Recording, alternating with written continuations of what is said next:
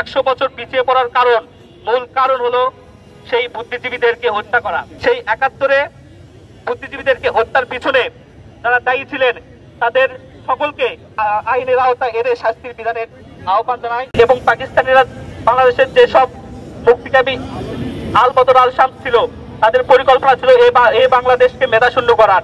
সেই মেধাশূন্য করার জন্য তারা পরিকল্পিতভাবে 25শে মার্চের পর থেকে পর্যায়ক্রমে 31শে জানুয়ারি 1972 31শে জানুয়ারি পর্যন্ত এই বাংলাদেশের বুদ্ধিজীবী, চিকিৎসক এবং রাজনীতিবিদদেরকে ঘর থেকে ডেকে নিয়ে গিয়ে হত্যা করেছে। একই সঙ্গে এই বাংলাদেশকে আজকের এই 100 বছর পিছিয়ে পড়ার মূল কারণ হলো সেই বুদ্ধিজীবীদেরকে হত্যা করা। বন্ধুগণ, আজকের এই সমাবেশ থেকে সেই 71-এ বুদ্ধিজীবীদেরকে হত্যার পিছনে যারা দায়ী ছিলেন তাদের সকলকে আইনের আওতায় এনে শাস্তির বিধানের আহ্বান জানায়। এবং এখন এই পর্যায়ে আলোচনা করবেন বাংলাদেশ ছাত্র ইউনিয়ন পৌর জেলা সংসদের সভাপতি সাব্বির আহমেদ তাজ। 14ই ডিসেম্বর শহীদ বুদ্ধিজীবী দিবস। শহীদ বুদ্ধিজীবী দিবসে বাংলাদেশ ছাত্র ইউনিয়ন বগুড়া জেলা সংসদ এবং বাংলাদেশ উদীচী শিল্পী গোষ্ঠীর আলোর মিছিল অনুষ্ঠিত করেছে। আলোর মিছিল শেষে আমরা আলোক প্রজ্বলন করেছি বগুড়া কেন্দ্রীয় শহীদ মিনারে। এই আলোক প্রজ্বলন শেষে সংক্ষিপ্ত আলোচনা যারা শুনছেন তাদের সকলকে শুভেচ্ছা জানাই এবং সর্বপ্রথম যে সকল বুদ্ধিজীবীদের ওই পাকিস্তানি হানাদার বাহিনী হত্যা করেছিল তাদের স্মৃতির প্রতি বিনম্র শ্রদ্ধা জানাই। এদেশের মুক্তিকামী মানুষের একটি সশস্ত্র লড়াই ছিল, সংগ্রাম ছিল 71-এর মহান মুক্তিযুদ্ধ।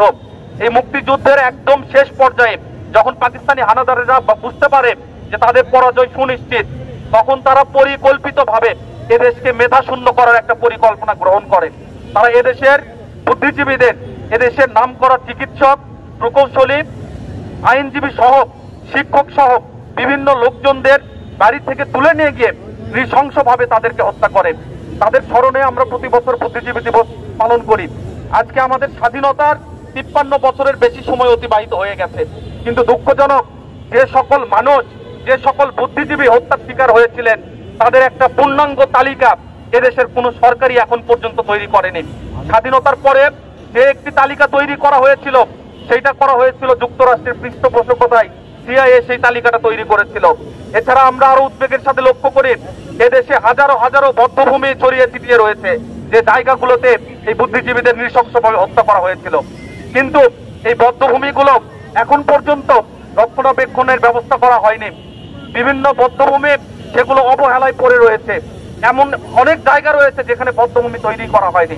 আজকে আমরা শহীদ বুদ্ধিজীবী দিবসে আজকের এই আলোচনা সভা থেকে যে সকল জায়গায় বুদ্ধিজীবীদের, এদেশের মুক্তিযোদ্ধাদের ধরে নিয়ে গিয়ে হত্যা করা হয়েছিল সেই জায়গাগুলো রক্ষণাবেক্ষণ করার দাবি জানাই সরকারের কাছে এবং এগুলো সংরক্ষণের দাবি জানাই। এবং সর্বশেষ যে বিষয়টি, এই বুদ্ধিজীবীদের হত্যার সাথে যারা জড়িত ছিল তাদের বিচার এখন পর্যন্ত এই বাংলার মাটিতে নিশ্চিত হয়নি। এই বুদ্ধিজীবীদের হত্যার পিছনে যে গোষ্ঠী, সাম্প্রদায়িক গোষ্ঠী জড়িত ছিল তাদের বিচারের দাবি আমরা আজকের আলোচনা থেকে জানাই। সর্বশেষ আমাদের 24-এ একটি গণ অভ্যুত্থান সংঘটিত হয়েছে। এই গণ অভ্যুত্থানের মাধ্যমে এদেশের মানুষের মাঝে একটি বৈষম্যহীন চেতনা গড়ে উঠেছে। যে চেতনা নিয়ে বৈষম্যহীন সমাজ গড়ার লক্ষ্য নিয়ে স্বাধীনতা যুদ্ধ হয়েছিল সেই একই চেতনা পুনরাবৃত্তি ঘটেছে। কিন্তু এরপরেও আমরা দেখতে পাচ্ছি এই 24-এর আন্দোলন পরবর্তী বাংলাদেশেও আজকেও আমরা যে দুঃশাসন হটাতে চেয়েছি, আমরা যে লুটপাট, যে দুর্নীতি রোধ করার জন্য বুকের তাজা রক্ত ঢেলে রাজপথ রঞ্জিত করেছে দেশের জনগণ, সেটি এখনো পূরণ হয়নি। আজও এই যে স্বাধীনতা বিরোধী যে শক্তি, যারা স্বাধীনতার বিপক্ষে অবস্থান নিয়েছিল তাদেরকে বিভিন্নভাবে পৃষ্ঠপোষক করা হচ্ছে, তাদেরকে জায়গা দেওয়া হচ্ছে প্রশাসন সহ বিভিন্ন জায়গায়।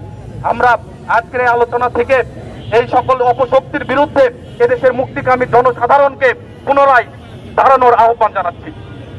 সকলকে ধন্যবাদ।